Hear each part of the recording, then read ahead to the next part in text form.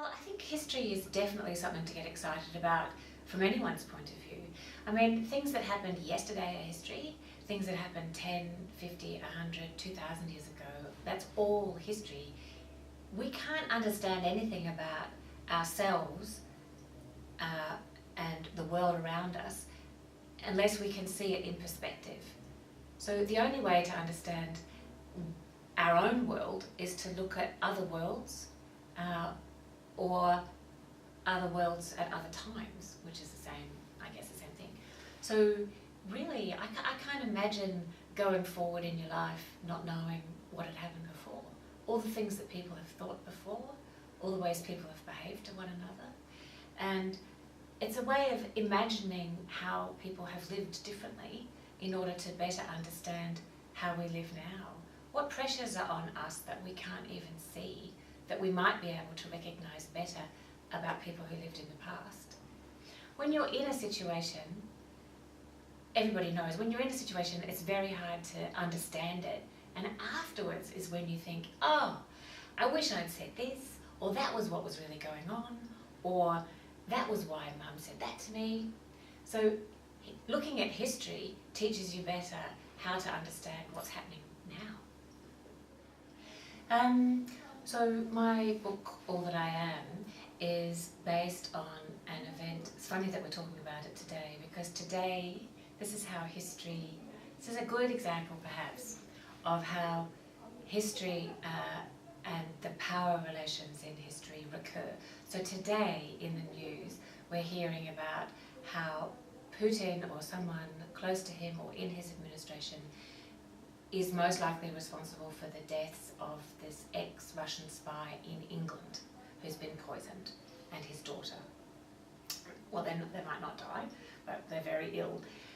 When I started researching All That I Am, which was in 2006, there was a very similar case where Putin or someone close to him had poisoned with a polonium isotope in a Japanese tea house in London an ex-spy called Alexander Litvinenko. And these things stuck in my mind because the work that I was researching was based on real events in which it looked to me like Hitler or someone close to him in his administration was responsible for the poisoning deaths of two women who were outspoken anti-Hitler activists in London in 1935. So in a way, Putin, I was starting to research this book in the archives in London and in London itself and walking around the streets. And I thought, as Alexander Litvinenko lay dying in hospital, poisoned, most likely by Putin, I thought, Putin stole my plot. And we're talking about it today, and he's done it again. But of course, Putin didn't steal my plot.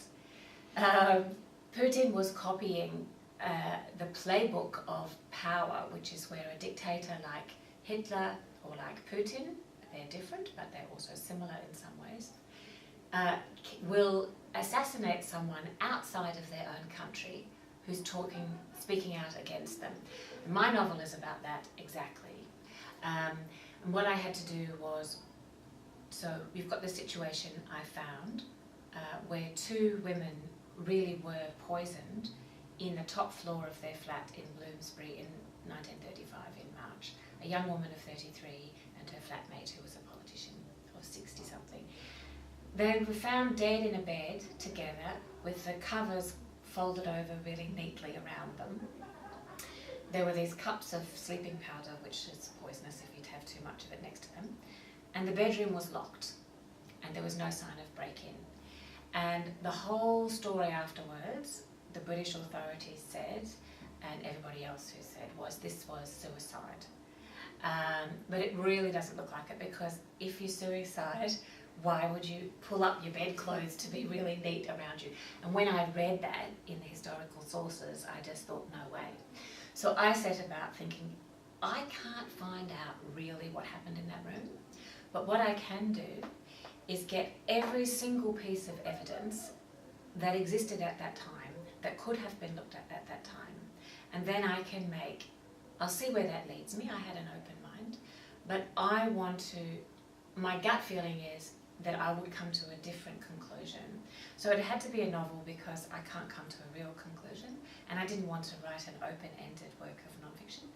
But I set myself some limits that possibly a historian might set for themselves. So every bit of evidence in that novel is real, and then you have to read it to know, but I work out what happened in that room in a fictional way. So in that sense, I'm using historical material to write a novel that brings those people back to life, but also does them better justice than the historical record, which found that they had committed suicide by reason of unsound mind due to romantic disappointment.